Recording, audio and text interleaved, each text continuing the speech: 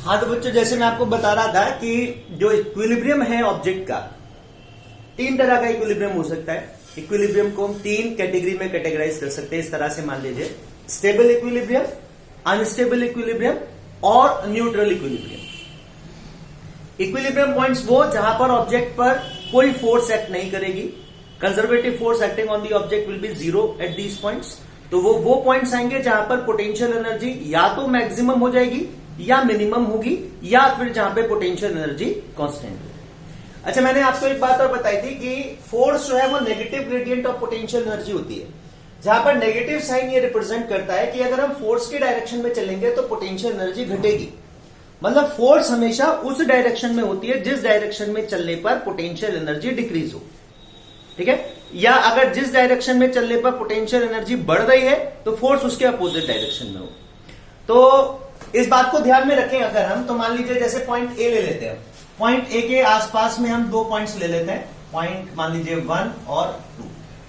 तो अगर ऑब्जेक्ट हमारा पॉइंट ए पर है, इफ ऑब्जेक्ट इज एट ए, और हम ऑब्जेक्ट को पॉइंट ए जो हमारा इक्विलिब्रियम पोजीशन है, ये कितनी है, r0 मान लीजिए इसको, यहां से या तो इधर डिस्प्लेस कराए या इधर डिस्प्लेस कराए। ठीक है, मतलब हम ऑब्जेक्ट पॉइंट ए पर इक्विलिब्रियम स्टेट में है, हम ऑब्जेक्ट को इक्विलिब्रियम स्टेट से डिस्प्लेस करा रहे हैं, थोड़ा सा उसको डिस्टर्ब कर रहे हैं, उसके इक्विलिब्रियम को डिस्टर्ब कर रहे हैं, उसको उस पोजीशन से हटा रहे हैं जिस पोजीशन पर उस पर नेट फोर्स जीरो एक्ट कर रही है, जीरो कंजर्वेटिव फोर्स है। ठीक है, तो अगर ऑब्जेक्ट को उसके इक्विलिब्रियम से दोनों तरफ हमने डिस्प्लेसमेंट लिया है, ऑन आइदर साइड, है ना, आर से इधर भी और इधर भी, अगर हम उसको डिस्टर्ब करके देखें, डिस्प्लेस कराए इक्विलिब्रियम पोजीशन से, तो पॉइंट ए पर देखिए एट 1, पॉइंट 1 पर देखिए एट 1, स्लोप कैसा है, du by dx is positive, मतलब ग्रेटर देन 0 है du by dx। Slope positive है, मतलब पोटेंशियल एनर्जी यहां से यहां तक, ओ से ए तक हम देखें क्या है, आर को बढ़ाने पर पोटेंशियल एनर्जी बढ़ रही है। आर को बढ़ाने पर अगर पोटेंशियल एनर्जी बढ़ रही है तो मतलब इस डायरेक्शन में, यहां से यहां तक जाने पर पोटेंशियल एनर्जी इंक्रीज होगी। अच्छा, फोर्स होती है हमेशा in the direction of decreasing potential energy. तो फोर्स की डायरेक्शन क्या आएगी, ए पर तो फोर्स जीरो है, लेकिन ए से इधर जितने भी पॉइंट्स हैं उन पर फोर्स क्या आएगी, force will be in the direction of decreasing potential energy. तो फोर्स की डायरेक्शन क्या आएगी, अवे फ्रॉम ए। इसी तरह से 2 पर देखिए, 2 पर जो है ए से बी तक जो स्लोप है वो नेगेटिव है। जैसे एट 2 पॉइंट में ले लूं तो 2 पॉइंट पर जो स्लोप है du by dx वो लेस देन 0 है। लेस देन 0 का मतलब नेगेटिव स्लोप है, पोटेंशियल एनर्जी घट रही है। तो यहां पर फोर्स की डायरेक्शन वही होगी जिस डायरेक्शन में पोटेंशियल एनर्जी घट रही है। तो यहां पर जैसे 2 पर मैं देखूं, फोर्स की डायरेक्शन ये आ जाएगी ना, टेंजेंट, क्योंकि force is slope of this graph. तो स्लोप मींस इंस्टेंटेनियस स्लोप का मतलब क्या होता है, slope of the tangent to that point. तो फोर्स की डायरेक्शन क्या आएगी, along the tangent to the potential energy curve. तो पॉइंट ए 1 पर इधर और 2 पर इधर। तो कहने का मतलब ये है, देखिए 1 पर, ए पॉइंट पर ऑब्जेक्ट हमारा इक्विलिब्रियम में है, लेकिन अगर ऑब्जेक्ट को हम इक्विलिब्रियम से थोड़ा भी इधर या इधर डिस्प्लेस करा दे, इधर डिस्प्लेस करा दे तो ऑब्जेक्ट इधर मूव करने लगेगा, इधर डिस्प्लेस करा दे तो ऑब्जेक्ट इधर मूव करने लगेगा। ठीक है, तो ये ऐसा इक्विलिब्रियम है ऑब्जेक्ट का जो कि अनस्टेबल है। अनस्टेबल मतलब यहां पर ऑब्जेक्ट जब तक इक्विलिब्रियम पोजीशन पर है, r0 पर है, तब तक तो वो इक्विलिब्रियम में रहेगा, उस पर कोई फोर्स एक्ट नहीं करेगी। लेकिन जैसे ही उसको r0 से थोड़ा भी डिस्प्लेस करा दें इधर या उधर उसके इक्विलिब्रियम पोजीशन से, तो उस पर एक ऐसी फोर्स जनरेट होगी, जैसे हमने इधर डिस्प्लेस कराया तो वो फोर्स उसको फिर उसी डायरेक्शन में फोर्स एक्ट करेगी। यहां पे भी अगर हमने इधर डिस्प्लेस कराया तो जिस डायरेक्शन में हमारा डिस्प्लेसमेंट है उसी डायरेक्शन में फोर्स एक्ट करेगी। ऑब्जेक्ट अपनी इक्विलिब्रियम स्टेट पर वापस नहीं आएगा। ठीक है, तो अगर इस इक्विलिब्रियम को आपने थोड़ा सा भी डिस्टर्ब किया तो ऑब्जेक्ट अपनी इक्विलिब्रियम पोजीशन को खो देगा। It will never return to its equilibrium state. तो इसलिए ये इक्विलिब्रियम कहलाता है हमारा अनस्टेबल इक्विलिब्रियम। तो ये एट ए जो इक्विलिब्रियम है वो अनस्टेबल टाइप ऑफ इक्विलिब्रियम है। ठीक है बच्चों, ये अनस्टेबल इक्विलिब्रियम है पॉइंट ए पर। तो ये हमको पता ही है कि भाई du by dx तो 0 होगा। तो कहां पर आएगा अनस्टेबल इक्विलिब्रियम? जहां पर पोटेंशियल एनर्जी मैक्सिमम होगी। तो ए और सी, इसी तरह से सी पे भी हमारा जो इक्विलिब्रियम आएगा वो कैसा होगा? अनस्टेबल। अनस्टेबल क्यों? क्योंकि सी पे भी मैक्सिमम है पोटेंशियल एनर्जी। यहां पे भी इधर डिस्प्लेस कराओगे तो फोर्स इधर आ जाएगी, इधर डिस्प्लेस कराओगे तो फोर्स इधर आ जाएगी। मतलब ऑब्जेक्ट को थोड़ा सा डिस्टर्ब किया, object will never return to its equilibrium state. ठीक है। तो मैक्सिमा के लिए क्या कंडीशन होती है कि सेकेंड डेरिवेटिव ऑफ d2u, तो यहां पे हम क्योंकि r ले रहे हैं, मैंने वो सिंगल वेरिएबल के टर्म्स में लिख दिया, आप इसको du by dr ही लिखिए। तो du by dr equals to 0।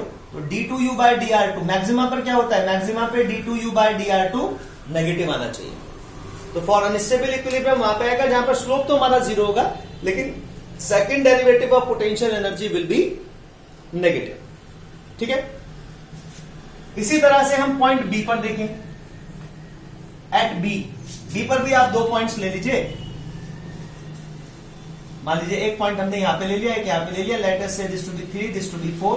ये हमारा बी की इक्विलिब्रियम पोजीशन है, इसको आर बी कहते हैं। मान लीजिए अगर हम इसको आर बी से थोड़ा पीछे ले जाते हैं या आर बी से थोड़ा आगे डिस्प्लेस कराते हैं तो क्या होगा?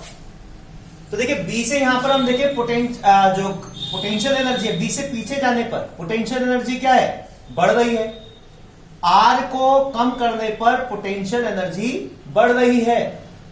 तो ये जो डायरेक्शन है, this is the direction of increasing potential energy. B से ए की जो डायरेक्शन है, इंक्रीजिंग पोटेंशियल एनर्जी है ना, बढ़ रही है पोटेंशियल एनर्जी। फोर्स होती है हमारी in the direction of decreasing potential energy.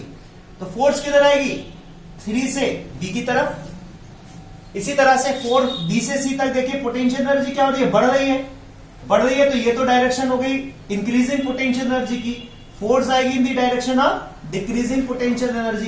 तो हमारे पास जो फोर्स आएगी वो इस डायरेक्शन में आएगी। तो बी पॉइंट पर देखिए क्या होगा, अगर बी से हम ये जो मिनिमम पोटेंशियल एनर्जी वाला पॉइंट है, ये जो इक्विलिब्रियम पॉइंट है, यहां से अगर हम ऑब्जेक्ट को ऑन आइदर साइड डिस्प्लेस करते हैं तो एक ऐसी फोर्स जनरेट होगी जो ऑब्जेक्ट को वापस उसकी इक्विलिब्रियम पोजीशन की तरफ फोर्स करेगी। यहां पर जो फोर्स है वो उसको वापस बी तक लाएगी, यहां पर जो फोर्स है वो उसको वापस बी तक लेके आएगी। मतलब ये इक्विलिब्रियम ऐसा है जिसको ऑब्जेक्ट को अगर डिस्टर्ब भी किया जाए इस इक्विलिब्रियम को, उसको उसकी इक्विलिब्रियम पोजीशन से डिस्प्लेस भी करें हम, तब भी एक ऐसी क्या कहिए रिस्टोरिंग फोर्स जनरेट होगी जो ऑब्जेक्ट को वापस उसकी इक्विलिब्रियम पोजीशन तक लेकर आएगी। ठीक है। तो ये इक्विलिब्रियम हमारा स्टेबल है। स्टेबल मतलब यहां पर ऑब्जेक्ट इक्विलिब्रियम स्टेट में रहना चाहता है, आप उसको डिस्प्लेस भी कराओगे उसकी इक्विलिब्रियम स्टेट से, it will again restore it's equilibrium state. इसको ऑब्जेक्ट छोड़ेगा नहीं इस इक्विलिब्रियम स्टेट को, बी पॉइंट को। तो एट बी जहां पर पोटेंशियल एनर्जी कैसी है हमारी? मिनिमम। यहां पर जो इक्विलिब्रियम आएगा वो कैसा आएगा? It will be stable equilibrium state. तो स्टेबल इक्विलिब्रियम के लिए स्लोप तो 0 आएगा ही क्योंकि यहां पे पोटेंशियल एनर्जी मिनिमम है, लेकिन जो सेकेंड डेरिवेटिव ऑफ क्या कहिए second derivative of potential energy आएगा with respect to space, with respect to position, वो पॉजिटिव आएगा। d2u by dr2 अगर पॉजिटिव आएगा that means this is the point of minimum. तो मिनिमम पोटेंशियल एनर्जी वाली जो स्टेट्स होती हैं वो स्टेबल इक्विलिब्रियम होती हैं। मैक्सिमम पोटेंशियल एनर्जी वाली जो पॉइंट्स होंगे, जो स्टेट्स होंगी, वो अनस्टेबल इक्विलिब्रियम स्टेट होती है। जहां पर पोटेंशियल एनर्जी कांस्टेंट है ना, तो all points in this curve beyond D, जहां पर कर्व हमारा फ्लैट है, ये सारे कांस्टेंट पोटेंशियल एनर्जी के हैं। तो देखा जाए तो स्लोप तो यहां पे भी 0 है, स्लोप यहां पे भी 0 है, तो मतलब फोर्स भी यहां पे 0 है। फोर्स अगर यहां पे 0 है तो ये भी इक्विलिब्रियम है, लेकिन ये इक्विलिब्रियम कैसा है? ये न्यूट्रल इक्विलिब्रियम है। न्यूट्रल इक्विलिब्रियम क्योंकि यहां पर इसके बराबर में जो पॉइंट्स हैं, जैसे कोई भी पॉइंट ले लो, मैंने यहां पे ले लिया मान लो ये 3, 4, 5, तो 3 के आसपास के जो पॉइंट्स हैं वहां पे भी फोर्स 0 है कि मैंने 3 से 4 पे रख दिया, 4 पे रख दिया तो कोई फोर्स जनरेट नहीं होगी, है ना, क्योंकि यहां पे भी कर्व स्लोप 0 है। यहां पे तो यह है कि बी मिनिमा है, इससे इधर स्लोप पॉजिटिव है, इससे इधर स्लोप नेगेटिव है। ए पर भी इधर भी स्लोप पॉजिटिव है, इधर स्लोप नेगेटिव है, तो यहां पर फोर्स जनरेट होगी। लेकिन यहां पे तो स्लोप आगे जितने भी पॉइंट्स हैं सभी पे स्लोप 0 है, तो यहां पे रखने पर भी कोई फोर्स नहीं आएगी, यहां पे रखने पे भी कोई फोर्स नहीं आएगी। ऑब्जेक्ट को 3 से 4 पे रख दो, वो वहां पर भी इक्विलिब्रियम में रहेगा, या 3 से 5 पे रख दो, वहां पे भी वो इक्विलिब्रियम में रहेगा। तो ये न्यूट्रल इक्विलिब्रियम ऐसा इक्विलिब्रियम पोजीशन होती है जहां से ऑब्जेक्ट को डिस्प्लेस कराया जाए। तो डिस्प्लेस करा के जहां पर आप छोड़ोगे ऑब्जेक्ट वहां पे भी एक इक्विलिब्रियम अटेन कर लेगा। ठीक है, तो इस तरह के इक्विलिब्रियम को बोलते हैं न्यूट्रल इक्विलिब्रियम। तो ये तीन तरह की इक्विलिब्रियम स्टेट एक ऑब्जेक्ट, एक मैकेनिकल ऑब्जेक्ट पोजेस कर सकता है कंजर्वेटिव फील्ड में। ठीक है, अगर मैक्सिमम पोटेंशियल एनर्जी है उसकी तो अनस्टेबल इक्विलिब्रियम होगा, मिनिमम पोटेंशियल एनर्जी है उसकी तो स्टेबल इक्विलिब्रियम होगा। और अगर कुछ ऐसे पॉइंट्स हैं जहां पर पोटेंशियल एनर्जी कांस्टेंट है, कांस्टेंट तो यहां पे भी होती है मैक्सिमम मिनिमम पर, लेकिन मैं ऐसी बात कर रहा हूं जिसके आसपास में एक रीजन ऑफ स्पेस ऐसा हो, एक ऐसे पॉइंट्स का एरे हो जिन हर पॉइंट पर पोटेंशियल एनर्जी सेम रहे, कांस्टेंट हो, एक रीजन में कांस्टेंट हो, तो वो रीजन ऑफ स्पेस के जितने भी पॉइंट्स हैं वो हमारी न्यूट्रल इक्विलिब्रियम स्टेट। ठीक है बच्चों, तो this was all about potential energy curve and stability of the object in the conservative field. ठीक है।